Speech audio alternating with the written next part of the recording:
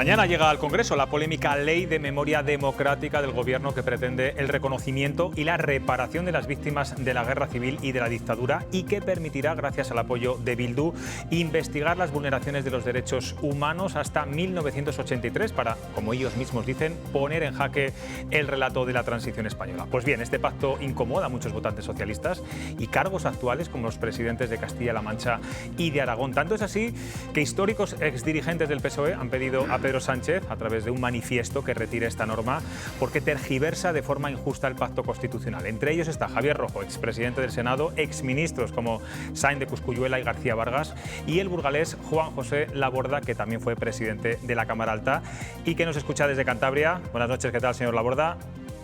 Buenas noches. Bueno, algunos de los firmantes pertenecen a la Asociación para la Defensa de los Valores de la Transición. Muchos de ellos también ocuparon cargos políticos durante la etapa de Felipe González. Dicen que no aceptan lo que introduce Bildu, y es que se considere como periodo sospechoso hasta diciembre de 1983, cuando ya se había celebrado el referéndum constitucional, 3 elecciones generales, 2 municipales y varias autonómicas. Señor Laborda, ¿qué riesgos tiene que se incluya este periodo de tiempo en la ley?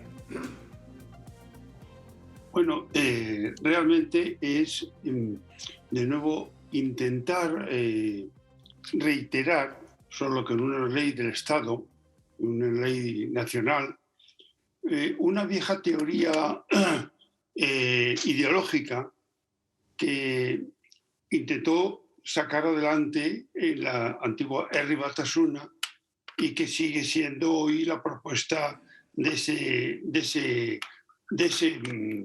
proyecto de ley. Porque claro,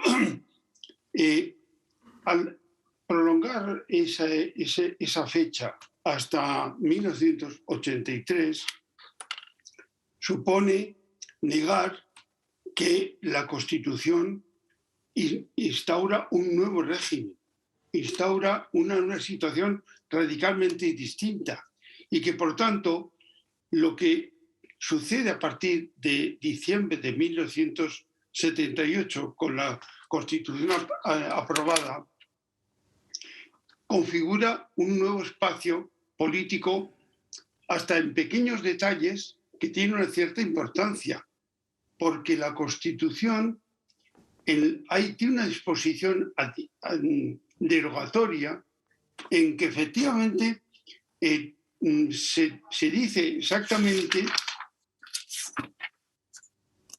que la disposición derogatoria quedan derogadas todas las leyes de la época franquista, empezando por la ley del movimiento nacional, y dice exactamente, y asimismo quedan derogadas cuantas disposiciones se opongan a lo establecido en esta Constitución. Es decir, la aprobación de la Constitución y su entrada en vigor en diciembre de 1978 cambia radicalmente lo que venía detrás y lo que iba a suceder más adelante. Hay una cosa que me parece bastante significativa, que tiene que ver, curiosamente, con el terrorismo. Hasta la aprobación de la Constitución existía pena de muerte. La Constitución suprime la pena de muerte. Y esa es la grandeza de la Constitución y de la democracia española, que tiene que hacer frente a una ofensiva de los terroristas y, sin embargo, dispone unas posibilidades mucho más relacionadas con el concepto humanista y con la idea de que la muerte, el asesinato, no es castigado por el Estado democrático con la muerte, sino que se sitúa en un plano muy superior y, por lo tanto, juzga y condena, pero no aplica la pena de muerte. Señor Laborda, para que no haya dudas y sobre todo que quede claro, ustedes, los firmantes de ese manifiesto, sí respaldan la localización, exhumación e identificación de las personas desaparecidas durante la Guerra Civil. En lo que no están de acuerdo es en lo que ha propuesto, lo que ha añadido Bildu. Yo tengo que decir que los socialistas burgaleses en el año 1979 empezamos a homenajear a los caídos por los fusilamientos de la época franquista. Hay 3 localidades en Burgos donde los socialistas erigimos monumentos que tenían que ver con los desaparecidos, con los fusilados de manera ilegal en la época de la guerra civil. Por lo tanto, estamos completamente de acuerdo con que eso se tiene que resolver. Pero el problema que hay en la ley es que, junto con una batería de medidas que son necesarias, que pueden ser muy positivas, hay el problema que he tenido, porque además yo creo que es innecesario. ¿Por qué el gobierno ha tenido que ceder a ese pacto con Bildu? Eso es lo que no se entiende, porque ese pacto con Bildu mancilla el conjunto de la ley. Deja, diríamos, colgada de un hilo la parte positiva de la ley. ¿Por qué? En pocas palabras, porque yo creo, y es la idea que reiteraré durante esta entrevista, es necesario que los grandes partidos se pongan de acuerdo hasta en esos aspectos. Es necesario, porque de lo contrario no saldremos de este torbellino de polarización que estamos sufriendo en estos momentos. Usted escribía el domingo, este pasado domingo, un artículo de opinión en el Diario de Burgos que titulaba Historia o Memoria y en el que decía que la ley que se aprobará mañana relata una historia que no es cierta respecto a que el fin del franquismo fue obra solo de los antifranquistas y, sin embargo, no se menciona en ningún momento el consenso. ¿Por qué cree que se esconde esa pieza clave de la transición? Yo en ese artículo, es un análisis histórico que hice hace ya unos años en un volumen que se editó con la ocasión del 40 aniversario de la Constitución.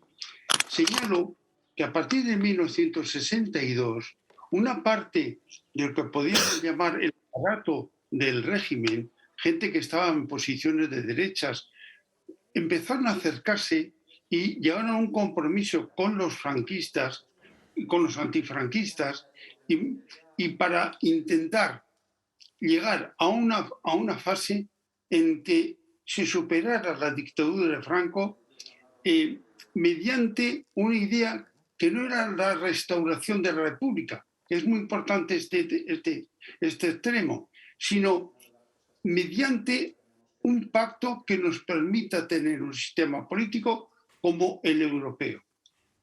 A partir de 1962,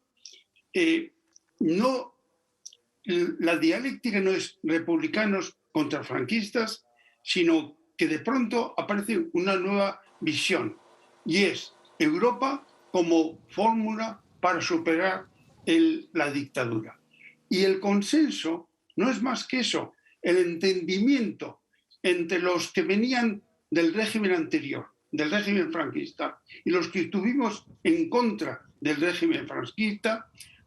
¿Sobre qué base? Sobre la base de la democracia de corte representativo, que era una democracia exactamente europea.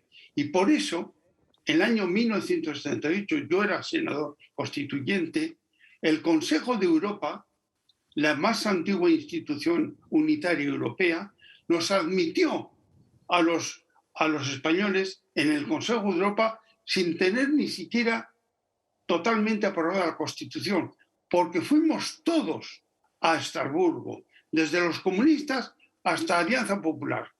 ¿Y qué dijimos? Que habíamos logrado un acuerdo en torno a las ideas del Consejo de Europa, las ideas de la democracia representativa europea, y sobre esa base íbamos a construir el futuro. Y nos creyeron y nos dieron paso. Ese fue el inicio de un cambio radical. Es la única vez en la historia de España, desde 1812, en que la Constitución no es una perfección ideológica en el sentido de encontrar una perfección casi platónica, sino hemos encontrado una fórmula anglosajona concreta, empírica, en el que todos podemos sentirnos integrados en una norma común. Y por Eso es, eso esa eso es de la Constitución muy es necesario, lo que desde me luego, gusta la mucho. unidad política. Uno de los protagonistas de este manifiesto, yo no lo desconocía, que ha participado en en su redacción, es el socialista y tertuliano de este programa, Jesús Quijano, que también, señor Laborda, le quiere formular una pregunta que nos ha grabado esta tarde. Quiero que la escuche. Juanjo, ¿cómo estás? Buenas tardes. Pues mira, la cuestión es la siguiente. Sin duda, compartimos la preocupación por esta disposición de la Ley de Memoria Histórica, en la que se extiende el periodo, digamos, a revisar desde el punto de vista de la vulneración de los derechos humanos hasta el 31 de diciembre de 1983, cuando ya pues el sistema democrático, la Constitución del 78 estaban ya suficientemente asentados. Te preguntaría simplemente, tú que además tienes una visión profunda y rigurosa del asunto, como, en fin, historiador y especialista en historia que eres, ¿qué tesis consideras que hay detrás? ¿A qué pretensión puede obedecer esta extensión, digamos, de la sospecha de vulneración de derechos humanos que debiera de centrarse en la dictadura? Pues ¿a qué intención puede obedecer el extenderlo hasta el 31 de diciembre del 83, cuando ya las instituciones democráticas estaban asentadas y en un funcionamiento pues perfectamente homologable, ¿no?, con cualquier sistema democrático? Esa es la cuestión que te planteaba. Cuídate y seguiremos siempre en contacto amistoso, como siempre lo hemos estado. Gracias, Jesús. Bueno, lo que se puede decir de esto es, digamos, revisar algo que la justicia española, ya una justicia plenamente democrática, había resuelto. Es decir, en el año 83, efectivamente, hubo unos casos bastante, digamos, antiestéticos, inmorales, en el sentido de que terroristas fueron tratados de una manera que no era la correcta. Y eso costó condenas, cárcel a quienes cometieron esos hechos. ¿Qué intentan con esto? Intentan colocar en el mismo nivel a unos miembros de ETA que fueron objeto de acciones criminales, que fueron castigadas efectivamente por la justicia, a el conjunto de víctimas que ETA siguió causando años y años hasta los años que la banda se disolvió. Porque hay que tener en cuenta una cosa muy clara, ¿no? Hombre, yo creo que hablar por orden, digamos, cronológico inverso, ¿no?, de Miguel Ángel Blanco, de José Antonio Ortega Lara, de Fernando Mújica, en mi caso, amigo mío, Francisco Tomás y Valente, también amigo mío, Fernando Buesa o Enrique Casas, es decir, poner el mismo nivel a estas personas con lo que efectivamente padecieron o sufrieron unos miembros de la banda terrorista, me parece que es un intento de tergiversar la historia real y sobre todo quieren hacer algo muy, muy típico que ya tiene muchos antecedentes, ¿no? Es decir, por una parte, no reconocen que la lucha armada fue un desastre. No reconocen que la Constitución es un triunfo incluso en el País Vasco, que hubo asesinos y víctimas, y que la democracia tuvo razón desde el primer momento. Y ETA ha sido derrotada por la democracia no solamente desde un punto de vista físico, sino ha sido derrotada moralmente.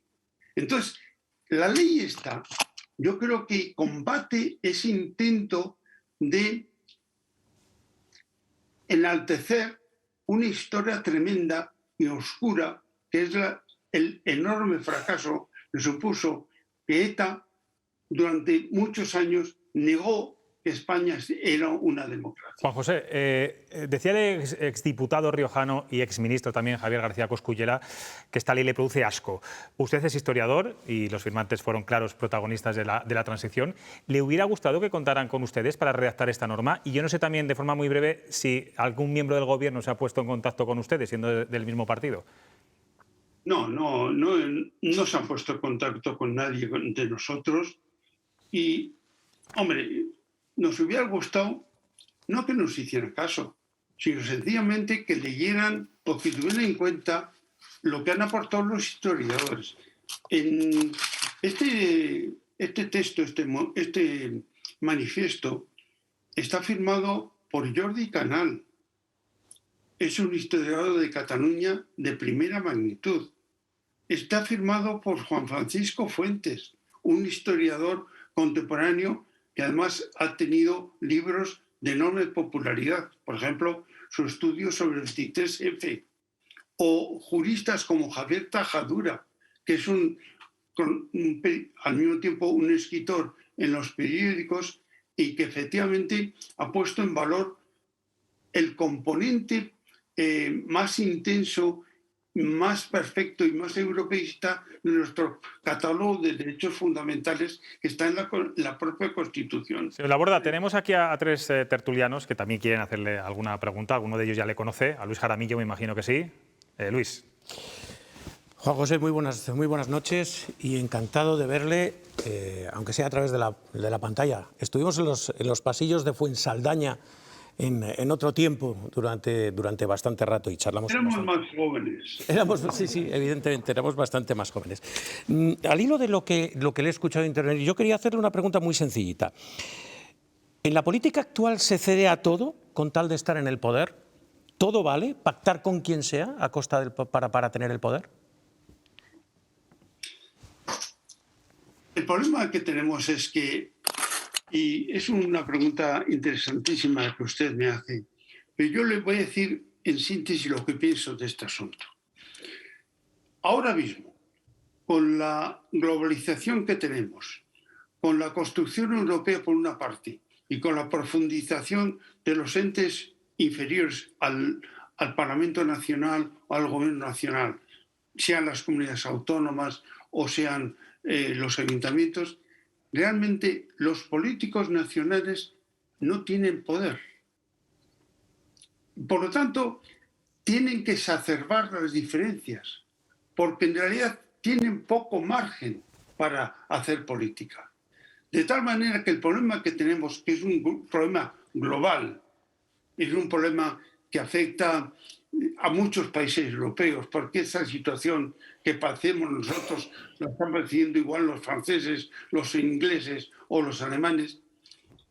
Lo que ocurre es que hoy en día es necesaria que la política tenga una dimensión al menos de alcance europeo. Porque lo contrario, como tienen tan poco margen, necesitan exacerbar las diferencias. Y eso es lo que explicaría, una de las razones que explicarían esta tremenda polarización que estamos sufriendo. También nos acompaña, señor Laborda, es que vamos un poco justos de tiempo. Arantxa Jiménez, que es periodista, con ella no coincidió en Fuensaldaña, eso estoy completamente seguro, pero bueno, hoy coinciden aquí. Yo todavía llegué a Fuensaldaña, sí, pero cuando él era no estaba él, obviamente. Socialista. No estaba él, no. Buenas noches, señor Laborda. Yo, incidiendo un poco en lo que le preguntaba a Luis, aunque ha creado un poco el contexto, lo ha esbozado, le pregunto más directamente, le preguntaba Jesús Quijano qué tesis había detrás de esta prolongación, ¿no? Y yo le pregunto qué tesis hay detrás de la aceptación del Partido Socialista de esta sugerencia por parte de Bildu, o de esta imposición, o de esto, como queramos llamarlo.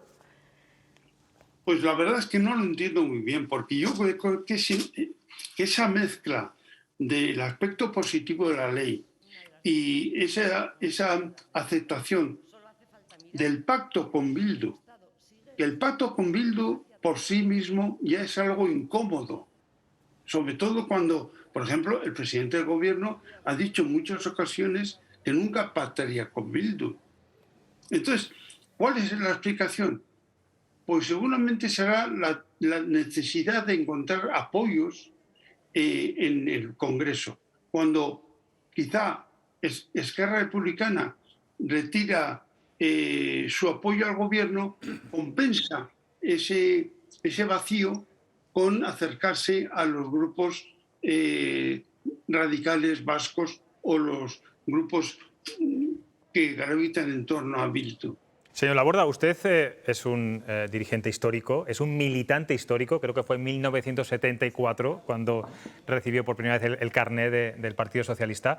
¿Se reconoce en este Partido Socialista, en el Partido Socialista de Pedro Sánchez? En muchos aspectos no, pero tampoco eso tiene mucha importancia. Yo voy a seguir teniendo el carné del partido toda mi vida, porque al fin y al cabo estoy en un partido que ha cubierto una quinta parte de la historia de España. Y por lo tanto, esto es una fase transitoria. Yo lo que quiero decir para terminar mi intervención es que lo que voy a pelear toda mi vida es para que se restaure la comunicación entre el centro derecha y el Partido Socialista. Nos queda una pregunta más que le va a formular Tomás Girbes. Sí, hola, buenas noches, señor Laborda. Yo le conocí hace ya unos 30 años en unos actos públicos. Le agradezco muchísimo las opiniones que ha dado, son absolutamente certeras de cómo veo yo que deben ser las cosas. Yo tengo una pregunta que está en el aire, se la hace mucha gente, hay otros que no la entienden, que es la siguiente. Y usted como historiador a lo mejor me comprende lo que quiero decir. ¿No es hora ya de dejar la guerra civil a los historiadores, cerrarla y, como usted dice, utilizar la Constitución que tiene dentro herramientas suficientes para el presente y el futuro y utilizarlo como una vía de integración en Europa y de mejora no solamente del cuerpo legislativo, sino de la sociedad en general? Y que tenga herramientas, pues, por ejemplo, para cuando venga una tormenta como esta, económica, tan grave y tal, que tengamos herramientas de respuesta rápida, y esto exige a lo mejor el entendimiento entre el centro derecha y el centro izquierda. Por ejemplo, acabamos de ver a los 5 diputados de Bildu y a mí me da vergüenza que la estabilidad del país y que lo que se vaya a votar mañana dependa de esos señores, de 5 diputados. O sea, no lo sé, ¿usted qué opina de esto? Pues estoy prácticamente de acuerdo con lo que usted acaba de plantear. Yo creo que, en primer lugar, la historia es muy distinta que la memoria. La memoria es un hecho individual y la historia es una ciencia. Y por lo tanto, eso de crear en leyes memorias democráticas o memorias históricas es crear, digamos, una corriente de opinión opinable, mientras que la historia avanza como la ciencia, lógicamente con avance, retroceso y verificación y error, como cualquier otra ciencia.